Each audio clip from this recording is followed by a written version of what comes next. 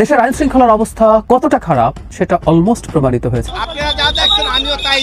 দেশের আলামত ভালো না। বিমান দুর্ঘটনাকে কেন্দ্র করে দেশের পরিস্থিতি নতুন মোড় নিচ্ছে।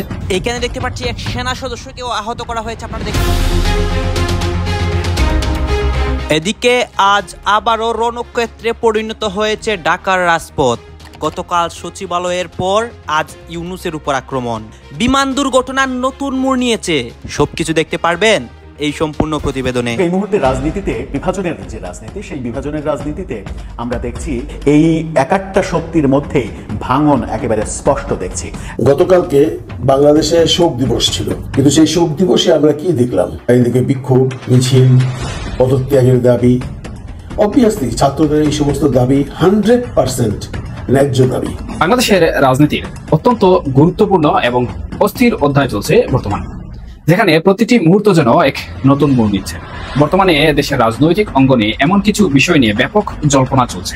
শেখ হাসিনার দেশে ফেরার সিদ্ধান্ত, ডক্টর ইউনূসের বর্তমান পরিস্থিতি, সর্বদল বৈঠকে সব দলের অনুমতি নিয়ে ভারত নামবে বাংলাদেশের বিরুদ্ধে যুদ্ধে। আমাদের স্টুডেন্টদের টাকা তো উনি তৈরি করছে, সেনাবাহিনীর টাকা ক্যাম্পাস তৈরি করছে। যতদিন পর্যন্ত সবাই লাশ পাবে, তারপর শিক্ষা প্রতিষ্ঠান, এইচএসসি পরীক্ষা, সচিবালয় সবকিছুগুলো হবে। এর আগে যদি লাশ না পায়, এদিকে আবারও ফিরে আসলো জুলাই। শেখ হাসিনার মতো ভয়াবহ পতন হতে যাচ্ছে ডক্টর ইউনূসেরও। পদত্যাগের দাবিতে আজ সকাল থেকে আবারও রাজপথে নেমেছে লক্ষ লক্ষ শিক্ষার্থীরা। মুহূর্তেই রণক্ষেত্রে পরিণত হলো ঢাকা।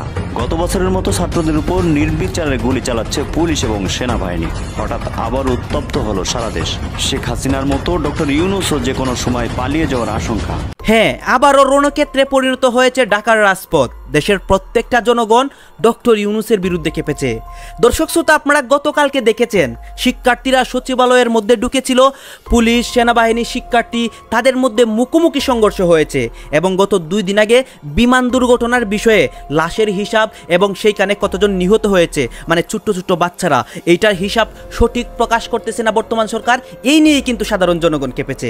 দর্শক শ্রোতা, দেশের এই রাজনৈতিক পরিবেশগুলো পর্যালোচনা করে আমরা অনেক তথ্য এবং ভিডিও পাই রাজপথের মধ্যে বর্তমানে কি হচ্ছে এবং সর্বশেষ ডক্টর ইউনূসের কি হয় বা এই বিমান দুর্ঘটনার সর্বশেষ মানে আপডেটগুলো কি। আপনারা সম্পূর্ণ ভিডিও দেখবেন, দেশের রাজনীতির সকল আপডেট এই একটি ভিডিওতে দেখতে পারবেন। আসুন আমরা কথা বাড়াচ্ছি না, আমরা সরাসরি ভিডিওর মূল আলোচনায় চলে যাচ্ছি।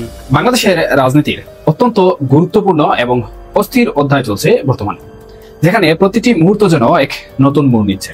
বর্তমানে দেশের রাজনৈতিক অঙ্গনে এমন কিছু বিষয় নিয়ে ব্যাপক জল্পনা চলছে, যা বাংলাদেশের ভবিষ্যৎ দিক নির্দেশনা স্পষ্ট করতে পারে। মূলত 4টি মূল বিষয়কে কেন্দ্র করে আজকের এই খবর আবর্তিত হবে। শেখ হাসিনার দেশে ফেরার সিদ্ধান্ত, ডক্টর ইউনূসের বর্তমান পরিস্থিতি, আসন্ন জাতীয় নির্বাচনকে ঘিরে বিতর্ক এবং এর সাথে জড়িত বিভিন্ন রাজনৈতিক দলের কৌশল ও সরকারের অবস্থান। এই উপাদানগুলো কিভাবে বাংলাদেশের রাজনীতিকে এক জটিল সমীকরণের দিকে ঠেলে দিচ্ছে, চলুন জেনে আসি। ডক্টর ইউনূসের ব্যক্তিগত পরিস্থিতি বর্তমানে এক গভীর সংকটের ইঙ্গিত দিচ্ছে। শোনা যাচ্ছে তিনি নাকি কঠিন এক সময় পার করছেন, আর তার বিরুদ্ধে তৈরি হওয়া প্রতিকূলতার মাত্রা ক্রমেই বর্তমানে বাড়ছে। লক্ষণীয় বিষয় হলো, এমনকি যারা একসময় তাকে সমর্থন জুগিয়েছিলেন, সেই এনসিপি বা ন্যাশনাল সিটিজেন পার্টিও নাকি এখন তার বিরুদ্ধে কিছুটা অবস্থান নিয়েছে। একজন আন্তর্জাতিক খ্যাতিসম্পন্ন ব্যক্তিত্বের এমন পরিস্থিতি দেশের রাজনৈতিক অঙ্গনে নানা প্রশ্ন তৈরি করছে। এই চাপের পেছনে কি কারণ থাকতে পারে? এটি কি নিছকই আইনি জটিলতা, নাকি এর পেছনে রয়েছে গভীর রাজনৈতিক কোন উদ্দেশ্য? এই প্রশ্নটি কেবল ডক্টর মোহাম্মদ ইউনূসের ব্যক্তিগত বিষয় নয়, এটি বাংলাদেশের বিচার ব্যবস্থা এবং আন্তর্জাতিক মহলে দেশের সামগ্রিক ভাবমূর্তির জন্য অত্যন্ত তাৎপর্যপূর্ণ। বাংলাদেশের রাজনীতিতে এখন নির্বাচনই প্রধান আলোচনার বিষয়। একটি দ্রুত নির্বাচনের জন্য প্রধান বিরোধী দলগুলো সরকারের উপর ক্রমাগত চাপ সৃষ্টি করছে। এই চাপের মুখে সরকার নাকি আগামী ফেব্রুয়ারির শেষের দিকে নির্বাচনের সম্ভাবনার কথা ইঙ্গিত দিতে বাধ্য হয়েছে। তবে নির্বাচনের মূল বিতর্ক এসে দাঁড়িয়েছে এর পদ্ধতি নিয়ে। তাহলে এই অবস্থায় শেখ হাসিনাও যদি দল গুছিয়ে দেশে ফিরে আসেন, তাহলে এই রাজনৈতিক পরিস্থিতি আরো অদ্ভুত আকার ধারণ করবে বলে মনে হচ্ছে। কোনো সমঝোতা না হলে গোলযোগ দেখা দিতে পারে, যা অন্তর্বর্তীকালীন সরকার বা ডক্টর মোহাম্মদ ইউনূসের ক্ষমতার দিকেই নিশানা ছুটছে। এই ধরনের একটি পরিস্থিতিতে যে কোনো সময় যে কোনো নাটকীয় পরিবর্তন ঘটতে পারে। দেশের অর্থনৈতিক সামাজিক স্থিতিশীলতা সবকিছুর ওপর এর প্রত্যক্ষ প্রভাব পড়তে পারে। এমন এক ক্রান্তিকালে রাজনৈতিক দলগুলোর দূরদর্শিতা এবং দেশের বৃহত্তর স্বার্থের কথা চিন্তা করে সিদ্ধান্ত নেওয়া এখন সবচেয়ে জরুরি। প্রশ্ন আসছে, কোন পথে হাঁটছে বাংলাদেশ? এটা স্পষ্ট যে বাংলাদেশের রাজনীতি এখন এক জটিল ক্রস রোডস এর দিকে দাঁড়িয়ে আছে। ডক্টর ইউনূসের ব্যক্তিগত পরিস্থিতি থেকে শুরু করে নির্বাচন পদ্ধতি নিয়ে চলমান বিতর্ক, বিভিন্ন দলের কৌশল, সরকারের উভয় সংকট, শেখ হাসিনার দেশে ফেরা, সবকিছুই যেন দেশকে এক অনিশ্চিত ভবিষ্যতের দিকে ঠেলে দিচ্ছে। এই পরিস্থিতিতে আপনার কি মনে হয় বাংলাদেশের রাজনীতি কোন দিকে মোড় নিতে পারে? আমাদের স্টুডেন্টদের টাকাতে উনি তৈরি করছে, সেনাবাহিনীর টাকায় ক্যাম্পাস তৈরি করছে। যতদিন পর্যন্ত লাশ সবাই লাশ পাবে, তারপর শিক্ষা প্রতিষ্ঠান, এইচএসসি পরীক্ষা, সচিবালয় সবকিছু হবে। এর আগে যদি লাশ না পায় তাহলে লাশের দায়িত্ব নেবেন। যারা লাশ পাইছে, যেগুলো লাশ বোঝা যায়, এগুলো 30 না 35 জন বলছে মিডিয়াতে। আর যেগুলো কয়লা হয়েছে, যেগুলো বোঝা যায় না, এগুলো এখনো অভিভাবক ঘুরতেছে, 50-100 অভিভাবক এমন ঘুরতেছে। তারা অনেক অভিভাবক ঘুরতেছে, তারা এখন লাশ পায় নাই। আপনাকে জানতে চাইবো যে আপনি যে সংখ্যাটি বললেন, আপনি সেখানে উপস্থিত ছিলেন কিনা? এবং ছিলাম, আমার বাইরে ছিল, আমি ছিলাম না, আমার বাইরে ছিল। ভিডিও আছে, ভিডিও কই? ভিডিও আছে। যতদিন পর্যন্ত লাশ সবাই লাশ পাবে, তারপর শিক্ষা প্রতিষ্ঠান, এইচএসসি পরীক্ষা, সচিবালয় সবকিছু হবে। এর আগে যদি লাশ না পায় তাহলে লাশের দায়িত্ব নেবেন। লাশটা পাইছিল, ভিডিও আছে, লাশটা পাইছিল, রাত্রে 2টার সময় লাশটা পাইছিল। দাও ভাই, বর্তমান আধুনিক যুগ, এই কয়লা ডিএনএ টেস্ট করে সবার লাশ শনাক্ত করতে হবে। এই লাশগুলো কোথায়? নাইলে ইউনূস, ডাক্তার ইউনূসে এগুলা জবাব দিতে হবে। এই লাশগুলো কোথায় গেল? এই লাশগুলো কোথায়? আমার থেকে মনে হয় এগুলা বিমান বাহিনী সরায় ফেলছে। এই লাশগুলো এগুলা বিমান বাহিনী সরায় ফেলছে। এখানে একটা আর দুইটা লাশ না, এখানে একটা আর দুইটা লাশ না, এটা একটা ক্লাসের ফুল লাশ। ওরা যারা গেছিল সবাই নিচ্ছে। এই লাশগুলো কোথায়? কয়লা যে হইছে, শোনেন, একটা বিমান এগুলো আমাদের চোখের সামনে পড়ছে, তখন ওরা চেক না করে স্টার্ট দিল। কি লাশগুলো কোথায়? রাত 2টার দিকে কেন আপনাদের মিডিয়াতে এগুলো কোথায়? হিরো বানাচ্ছেন কিভাবে? এগুলো কোথায়? ও কি গাঞ্জা করছে? যারা নিহত হয়েছে এই লাশগুলো কোথায়? প্রত্যেককে 5 কোটি, আমার যারা হিসাব দিবে, এটাকে এক সপ্তাহের মধ্যে দিতে হবে। হিসাব দেওয়া লাগবে। এক সপ্তাহ লাগে না। দেখেন আমার ভাই, আমার বোন, দিতে হবে। দেখেন এগুলো বাচ্চা, কত কোমলমতি বাচ্চাগুলো। আমাদের মুখ চাইপা ধরে বের করা হয়েছে। তারপরে ভাই, আমাদের শিক্ষকের গায়ে যে সেনাবাহিনী হাত তুলছে, এটা কেন ভাই? আমাদের ক্যাম্পাস, আমাদের টাকায় ক্যাম্পাস, ওখানে আমরা ঢুকতে পারি না কেন? সেনাবাহিনীর বাপের টাকায় ক্যাম্পাস তৈরি করছে, পোলাপাইনের টাকায় নুন্নবী স্যার, আমাদের কর্নেল নুন্নবী স্যার কষ্ট করে 2004 সাল থেকে প্রতিষ্ঠিত হয়েছে। সেখান থেকে আমাদের ক্যাম্পাস আমাদের নিজেদের টাকায়, আমাদের স্টুডেন্টদের টাকায় তো উনি তৈরি করছে। সেনাবাহিনীর টাকায় ক্যাম্পাস তৈরি করছে নাকি সরকার এসে নুন্নবী স্যারকে দিয়েছে, নেন আপনি টাকা নেন, ক্যাম্পাস তৈরি করেন, দিছে না? তো সেখানে কেন শিক্ষকদের গায়ে হাত তুলছে? আমাদের সাফায়েতুদ্দিন স্যার এখনো, আমাদের মাইলস্টোনে পদার্থ ডিপার্টমেন্টের হেড সাফায়েতুদ্দিন স্যার এখনো অসুস্থ কেন? আমরা আরেকটা বিষয় আমরা দেখেছি যে আপনারা আসলে সংবাদকর্মীদেরকে সহযোগিতা করছেন না তথ্য নেওয়ার ক্ষেত্রে বা সংবাদকর্মীদেরকে আমি বলতেছি, আমাদেরকে বিভিন্নভাবে বিরূপ পরিস্থিতিতে। আচ্ছা, আমি আপনাদের বলতেছি ভাই, আমি আপনাদের জবাব দিতেছি ভাই। যখন কালকে মানুষ মারা গেছে, আচ্ছা ভাই,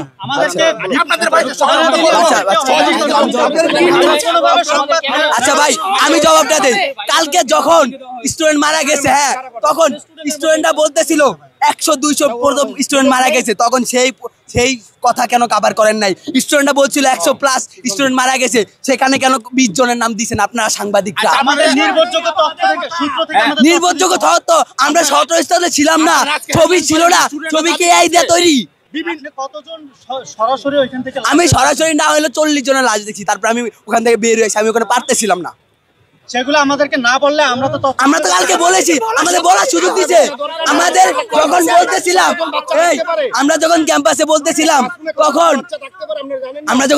বলতেছিলাম, তখন আমাদেরকে বলতে দেওয়ার সুযোগ দেয় নাই। সেনাবাহিনী আমাদের গায়ে হাত তোলার চেষ্টা করছেন আমাদের শিক্ষকদেরকে।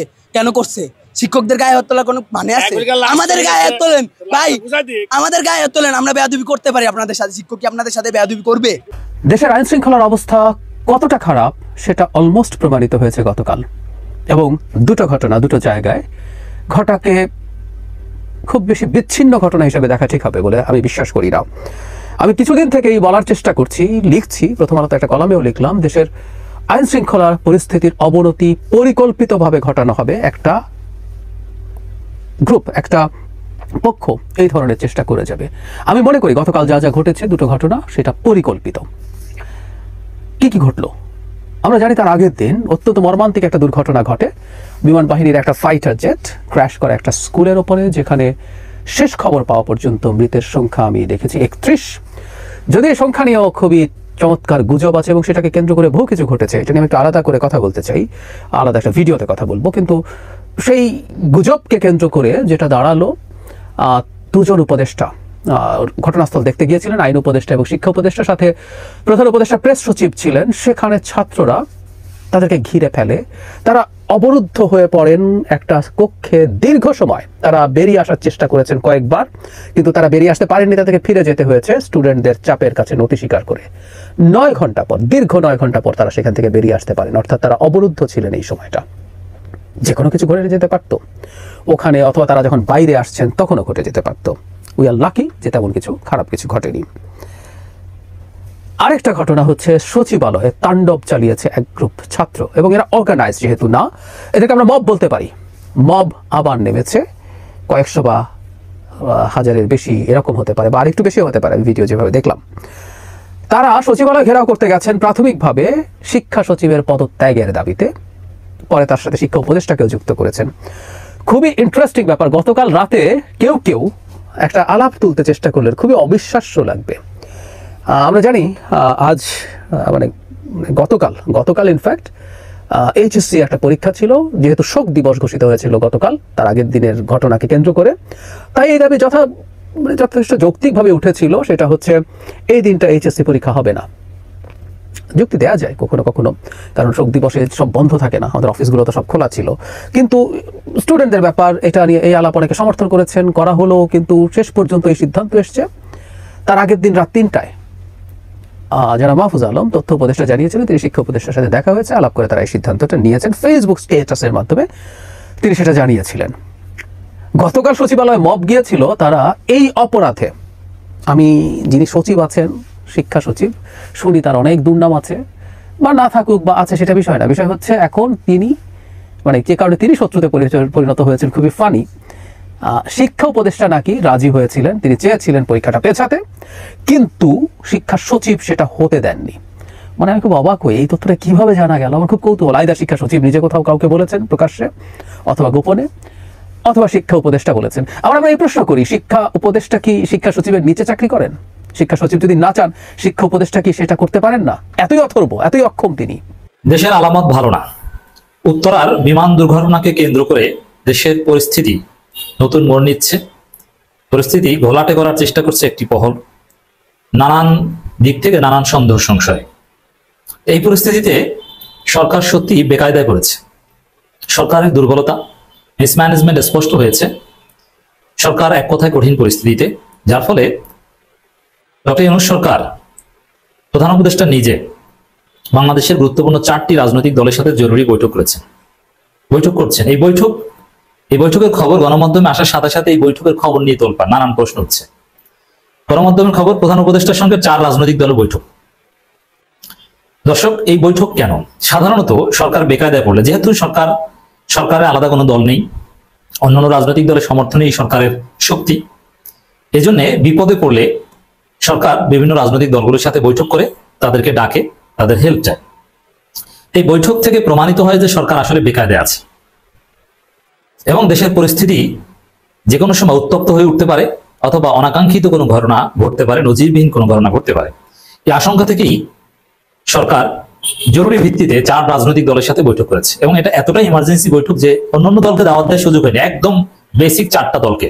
এই 4টা দল সিলেকশন নিয়ে অনেকে প্রশ্ন তুলছেন। হোয়াটএভার, প্রথম কথা হচ্ছে সরকার যে বেকায়দায় তাতে কোনো সন্দেহ নেই। কি বেকায়দায়? দেখেন, সরকার নিজেদের মধ্যেই কিছু উদ্ভট কাজ নিজেরা করেছে। যেমন প্রধান উপদেষ্টার ফেসবুক পেজ থেকে ত্রাণ সহায়তা চাওয়া হয়েছে, চিকিৎসার জন্য টাকা চাওয়া হয়েছে, খয়রাতির ঘরে খয়রাতি, ছোট লোকের ঘরে ছোট লোকই। তীব্র সমালোচনা হচ্ছে, সরকারের কাছের লোকজনই ক্ষুব্ধ হয়েছে। এটা কোনো কথা? 100-150 মানুষ আহত হয়েছে বা নিহত হয়েছে, তাদের চিকিৎসা দরকার, এই জন্য সরকার সহায়তা চায় মানুষের কাছে? কোন খয়রাতির জাতের খয়রাতি? তো এতে সরকার বোঝা গেছে যে সরকারের ভিতরে আরো বিপদ আছে, টাকা পয়সার ঘাটতি বা ইত্যাদি ইত্যাদি, ভিতরে অনেক সমস্যা আছে যেগুলো আমরা হয়তো বা জানি না। ফেসবুক পোস্ট ডিলিট করেছে আর যাই হোক না কেন, একটা দেশ কতটা ক্ষয়রাতি হলে এই ধরনের চিন্তা মাথায় আসতে পারে? তাহলে কি আমরা ধরে নিতে পারি যে ভিতরে ভিতরে দেশের অর্থনৈতিক অবস্থা খুবই খারাপ, হাসিনা এমনিতেই ফোকলা করে দিয়ে গেছে, কিন্তু আসলে সেখান থেকে আমরা তেমন কোনো উত্তরণ ঘটতে পারিনি। একটা পর্যায়ে আমাদের রিজার্ভ প্রায় একদম 3 মাসের ব্যয় নির্বাহ, আমদানি ব্যয় নির্বাহ করার মতো রিজার্ভ ছিল না, মিথ্যা কথা বলে হাসিনা দেখিয়েছিল। আসলে কি ওই অবস্থা থেকে কোনো কার্যকর উত্তরণ হয়েছে নাকি? কারণ এই সামান্য কাজের জন্য আর্থিক সহায়তা চাওয়ার অর্থ কি? এই একটা বিপদ সরকারের যে বেকারে আছে তার প্রমাণ। এখন রাজনৈতিক দলগুলো হেল্প দরকার, এই জন্য জরুরি বৈঠক। এরপরে দর্শক আপনারা তো দেখলেন এখানে কি কথা হচ্ছে, অনেকেই কিন্তু অনেক কথা বলতেছে, বিশেষ করে এখানে ঢাকার রাজপথের মধ্যে যে আন্দোলন হচ্ছে এবং দেশের মধ্যে যে অস্থিতিশীল পরিবেশ তৈরি হয়েছে রাজনৈতিক প্রেক্ষাপটে, এইগুলো নিয়ে এই কথা হয়। গাইজ এতক্ষণ আপনাদেরকে আমরা যা কিছু দেখিয়েছি সব কিছু আমরা সোশ্যাল মিডিয়া থেকে সংগ্রহ করেছি, এখানে আমাদের নিজস্ব কোনো মন্তব্য নেই বা নিজস্ব কোনো সিদ্ধান্ত নেই। সর্বশেষ আপনাদের কাছে আমাদেরকে রিকোয়েস্ট থাকবে, আপনারা যদি আমাদের চ্যানেলে নতুন দর্শক হয়ে থাকলে চ্যানেলটি সাবস্ক্রাইব করবেন এবং পাশে থাকা বেল বাটনটি বাজাবেন যাতে করে নেক্সট ভিডিওটা সবার আগে আপনাদের কাছে পৌঁছায়। ধন্যবাদ।